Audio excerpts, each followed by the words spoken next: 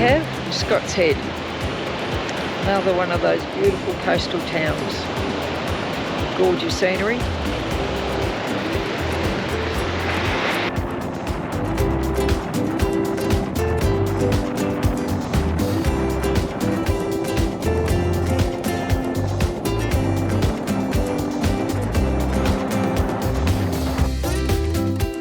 We had packed up early today as it was a fairly big transit day, and we'd also marked a couple of spots that we wanted to look at. Numbucca Heads, Urenga and Sawtell amongst them. After a painful crawl through Coffs Harbour, we were well on our way.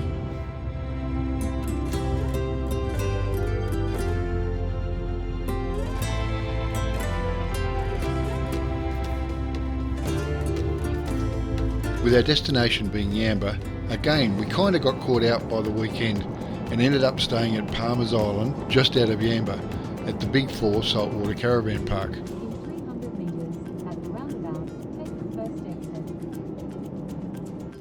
We had actually stayed at this park before, many years ago, and stayed in one of their very new cabins. The park has plenty to offer with great amenities and large sites. We got set up and just had a lazy afternoon around camp. You know, a bit of washing, housekeeping, stuff like that.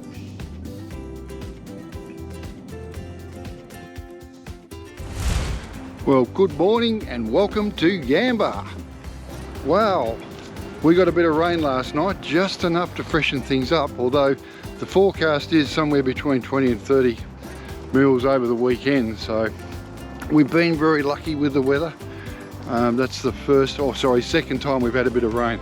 First time was sort of during the night a little earlier, but so it's a bit overcast, it's a bit cooler, so we've decided to take on one of their little walks around the town. Takes you out around the breakwater, out of the beach, then back through the town.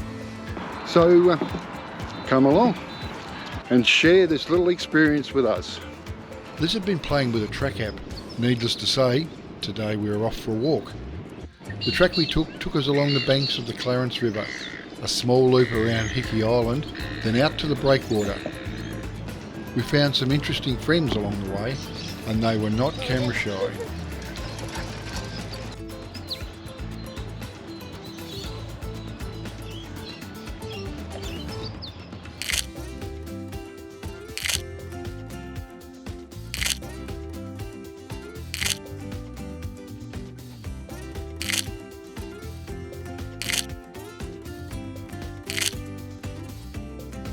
In 1799, when Matthew Flinders anchored here to take on fresh water, Hickey Island did not exist. He noted the presence of native dwellings on the hill and named the area Shoal Bay because of the potential hazards to shipping. He didn't realise that this was the mouth of a major river system and dismissed the site as one of any real significance for the new colonies. Hickey Island has been created by gradual depositioning of marine sands as a result of the harbour works in the early 1900s, and was subsequently named after a pioneering family from the area. Well, after a lovely little walk through the back of the mangroves, we come out on the beach. Beautiful.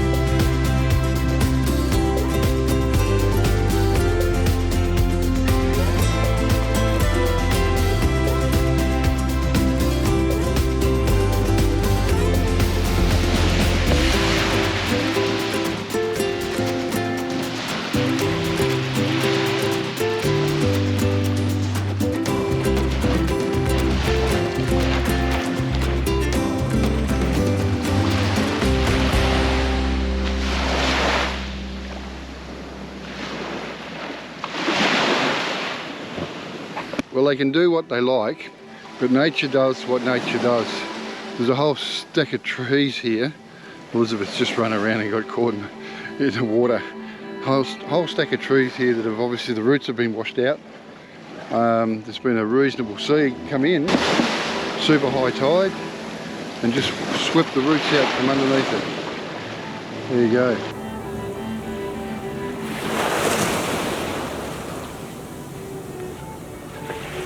Well, that's not a good sign. Rescue boat with a little cruiser behind it. Never good.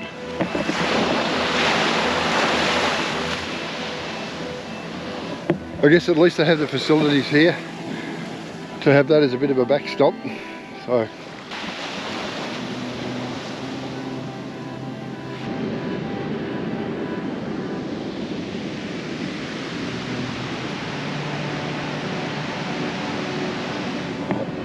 well, this is the view from the breakwater at Yamba. So we got the river to the left of me and the ocean and the bar to the right.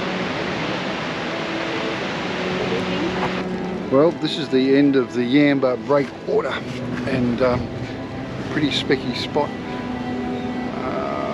Yeah, I think you can see that now. There's just a little swell running today. We hear it occasionally crashing into the base of the breakwater, but yeah, beautiful spot. Just catching that little, there's a little bit of a breeze. Quite humid in town, but out here, just picking, as I said, just picking up that breeze. This is a pretty nice spot to just contemplate the day.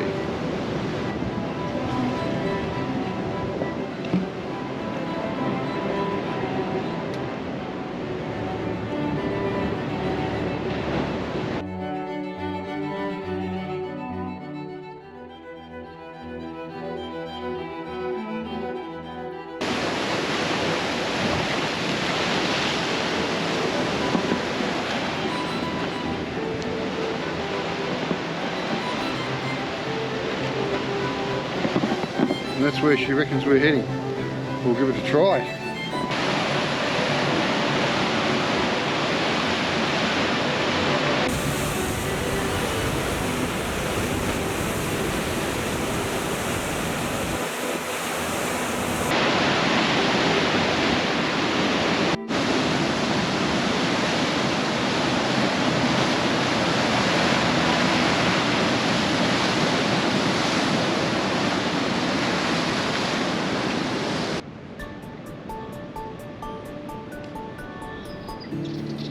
Well, we're here at Pilot's Hill, and this is the Clarence River Lighthouse.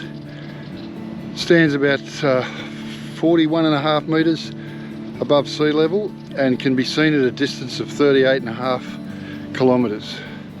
So again, they've positioned them right up on top of the hill, so they get maximum coverage.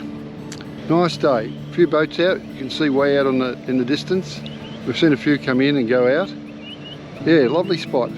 Lovely spot.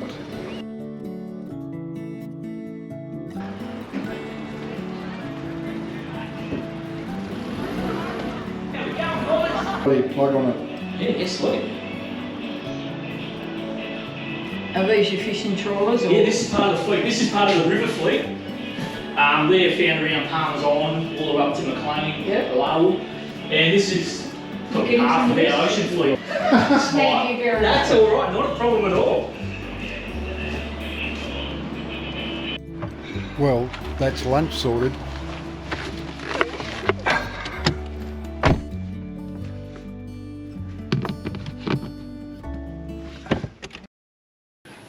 Well, we picked up the prawns and we've got a little bottle of Sauv Blanc. It's lunchtime. Just feast your eyes on these little babies.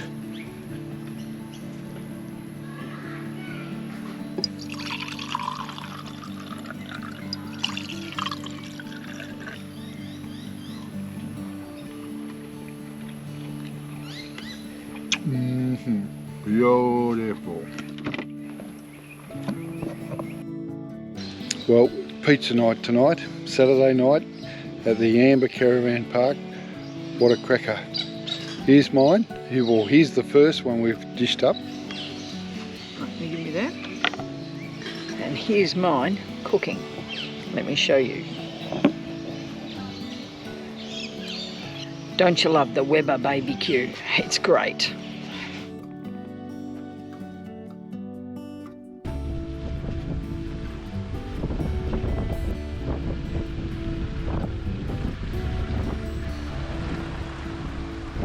A quick detour into McLean as we needed to top up for fuel, then we're on our way to Black Rocks.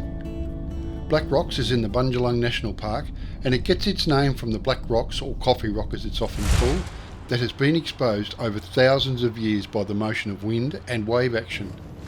The campground is set behind the dunes amongst tuckaroo and banksia trees.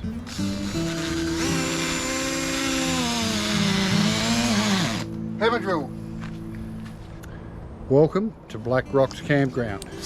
This is our, well, it's actually been our go-to for a long time, and COVID came and we just haven't been able to come down here because it was on the other side of the border, unfortunately. So we've made this our last point of call on our trip home. So the next 2 or 3 days are just about R&R, chilling, might start doing some editing. Sea beach to the left of me, and then you've got the river, the Jerusalem River, which is just down the road about half a k, so it's within walking distance. So we are looking forward to this, and it'll be just nice to chill back at one of our favourite campsites. It's the middle of the week, it's early in the week, we'll be here till the middle of the week, so it should be relatively quiet, although having said that, there are a few people about. But yeah, looking forward to it. Can you explain what you just did there? So what I've just done here is we've got one of those 180 Dutch awnings, and it has its points that hold the posts down, the poles, but it also has in between them a drip clip. So what it enables you to do is actually pull down. You don't have any worries about it pooling. So any water that falls on it will just run down the rope. Most of it actually does, and drips off the edge. So you don't get a pooling and stretching of the canvas. What's for lunch today, honey? We're having boats. We are. We normally have them for breakfast, but we're having them for lunch today because we can. And the boats are made up of taco shells, eggs, bacon, tomato, spring onion. I'm sure Liz has put some chili flakes in there. Bit of salt and pepper topped with tomato sauce. Cheese. And cheese across the top. Just something to burn the roof out of your mouth with. As you can see, John's got his tomato relish on his, and mine's got just salt and pepper.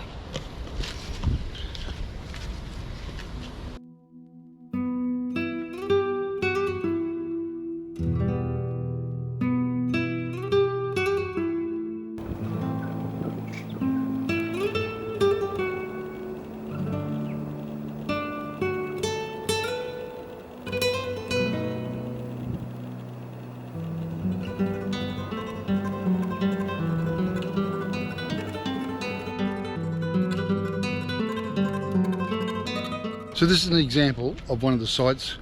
This is actually site number 4, and it says it's for tents, reserved for tents, but you could get a camper trailer in there or a couple of tents.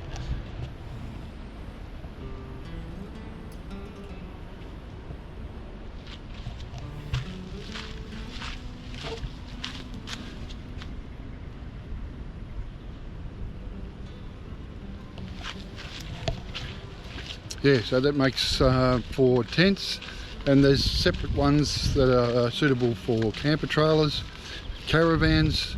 So they're actually nominated. When you get on the website you can actually see, and I think, Liz, these have pictures, don't they? Yeah, they do. Yeah, so they're actually pictures of the sites on their website. So it makes it a little bit easier if you haven't been here before to know what you're actually getting. And that's the thing that we've had difficulty with, is particularly the newer ones that we hadn't been to before, is understanding just, you know, what the site's like. Is it shaded? Is it not shaded? Is it easy access? Has it got enough room for the camper and the car and the awning? So being able to have a look at a picture of it helps you a bit better understand. So what do we got? Yeah, so there's around about 49 sites around the Black Rocks campground area. And as I said, some of them are designated tents, some are camper trailers, some are caravans and motorhomes. So yeah, it's not a bad little spot. There is a long drop toilet that we actually passed the dude this morning when we went out. He'd obviously been in and pumped it out. But yeah, there's a dump site as well, just on the outskirts of it. So overall, a pretty bloody good place to stay. As I said, this has been a bit of a go-to for us pre-COVID, and it's really, really nice to be back here again. It's a beautiful spot. So this is the track down to Jerusalem Creek. So when you get down on here, it's very well represented by canoers. There's such a terminology. There's even a little pontoon down here, which I'll show you in a minute, that enables them to enter and exit the canoes in a practical manner, or a less embarrassing manner than we've seen people in the past. So there.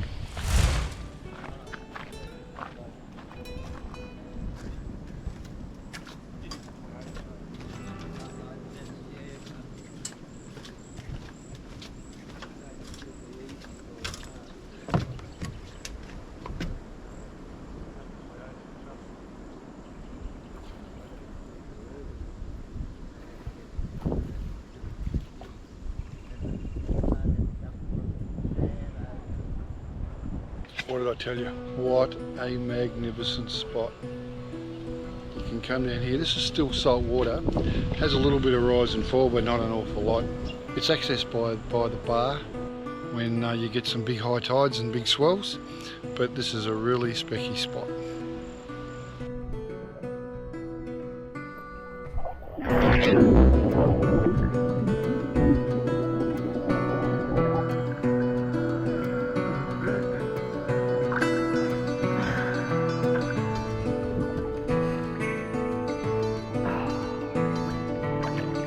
Lose me feet, get me feet out of the picture.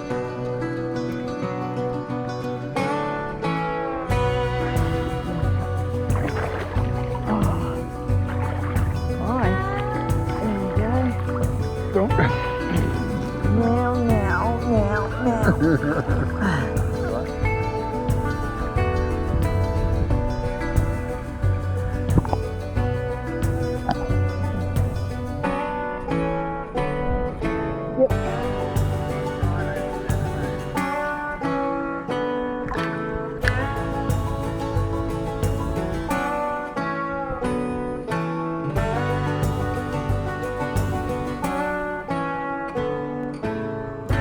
Say, this is the spot to be on a hot sunny day.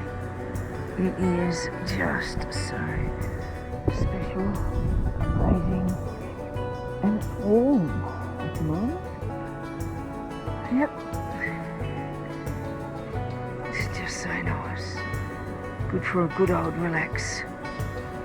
Oh yes. Anyway, I'm going to leave you from here, so see you later.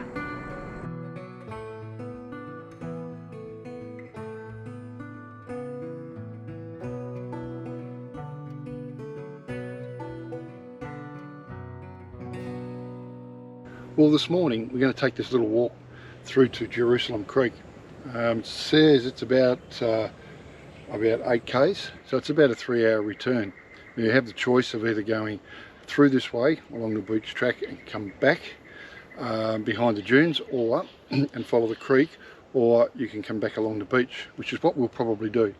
So we'll head up this way and then come back along the beach, do a loop. So walking boots are on, we're ready to go. We'll see you along the road. So one of the advantages, I guess, of doing this, we're in the middle of the week now, it's Wednesday, is you can sort of just stroll and take your time and just absorb some of the beauty that's along this track. Here's a banksia, and it's at all different stages of its life here. There's some new young shoots, and there's some old, and some that are just starting to flower. So it's just awesomely pretty.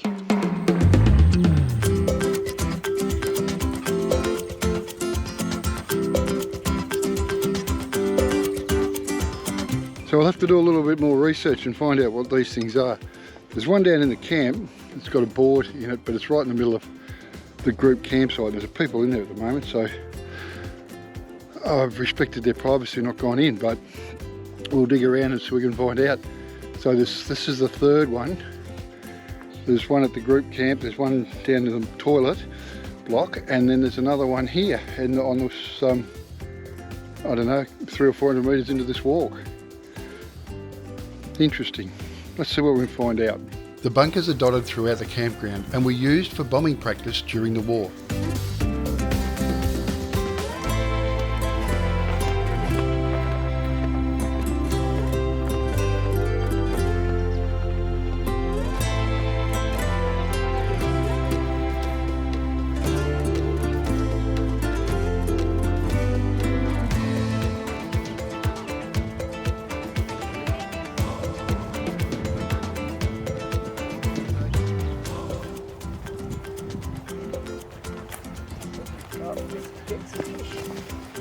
Maybe not that far.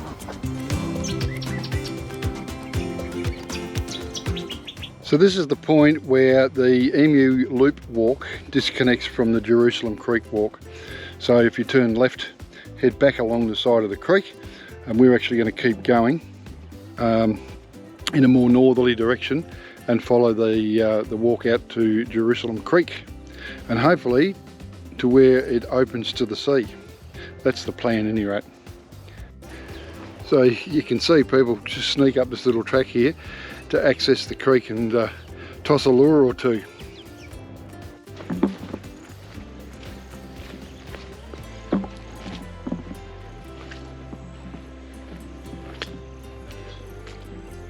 Well, there you go.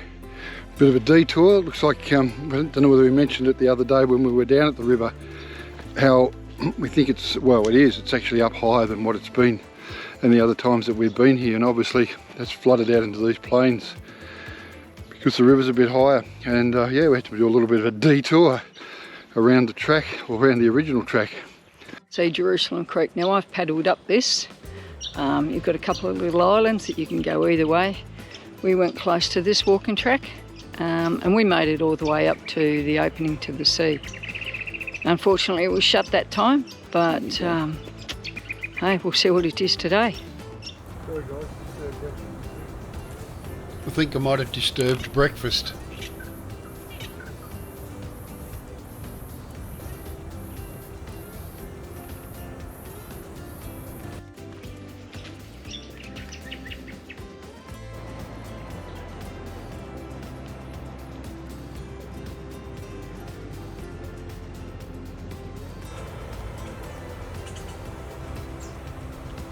Well, that wasn't what I thought it was when I first saw it.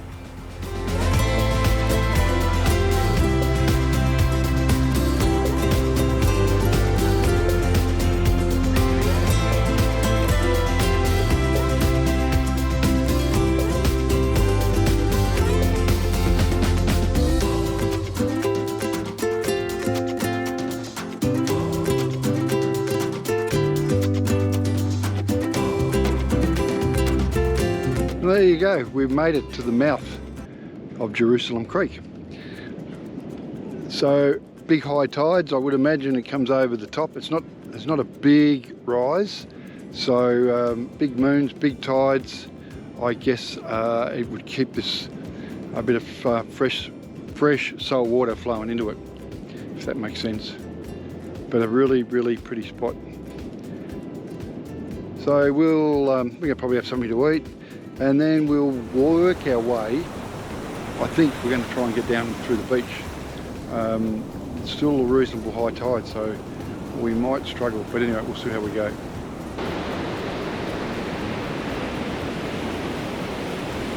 And that's the view heading south towards Black Rocks, or to the Black Rocks Campground. Beautiful.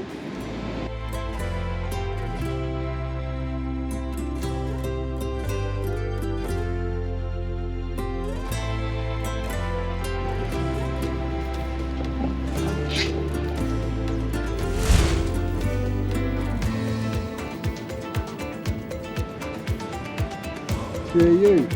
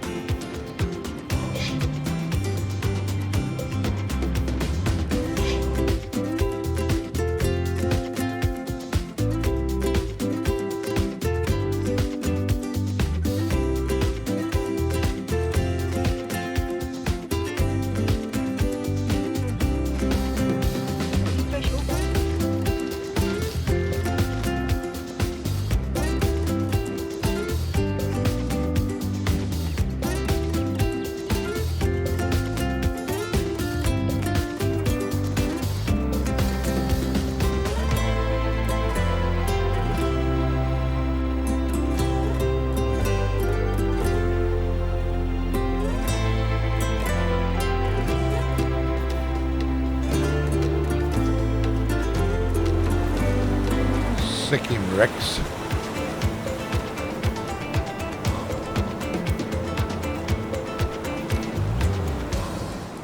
We weren't able to get all the way back along the beach, so we had to return along the same track.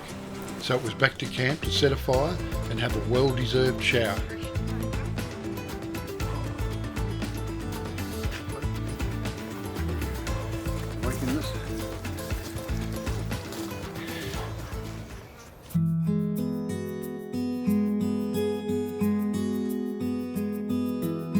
Hi Liz.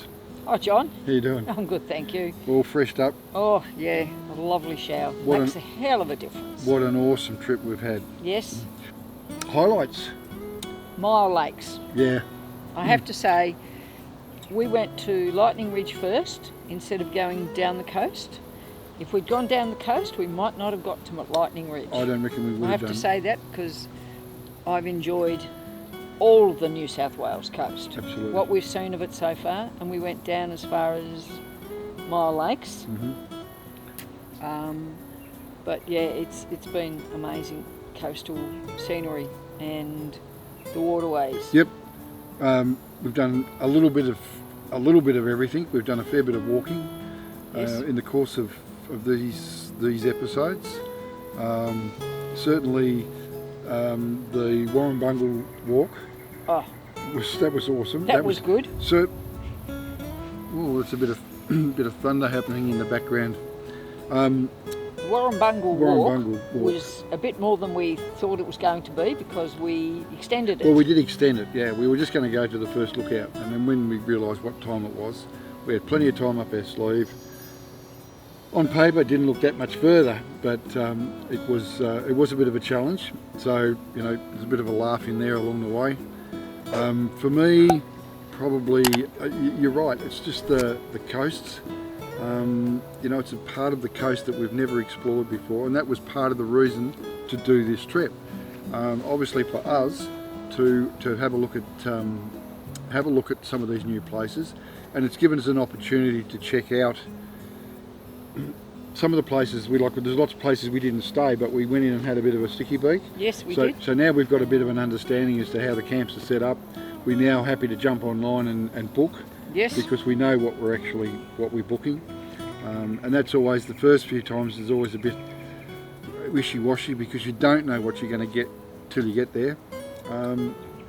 We've had a bag of wood with us that's travelled some nearly 3,000 kilometres, and we've finally got somewhere where we can have a fire. So we're cooking a couple of steaks on the fire tonight to sort of celebrate with a bottle of red wine, to celebrate the end of this epic trip. And look, Lightning Ridge in itself was quite interesting, and so was Dubbo.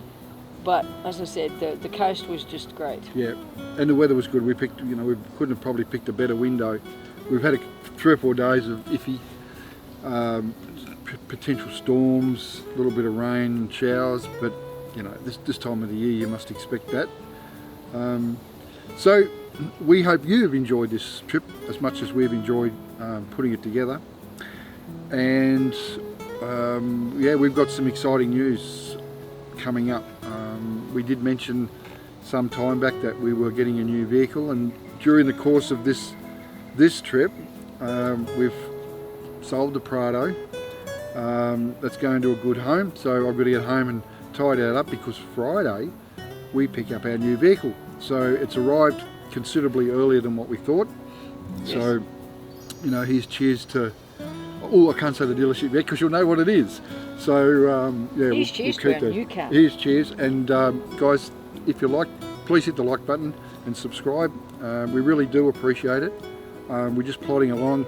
We've got some more stuff to come a little bit later this year. And we need to sort of get tidied up here and bunker down because it sounds like I think we could have a storm approaching us. Yeah, we've still got blue sky here, but we can hear the thunder. So we need to probably button down the hatches. So till next time, cheers. And stay safe.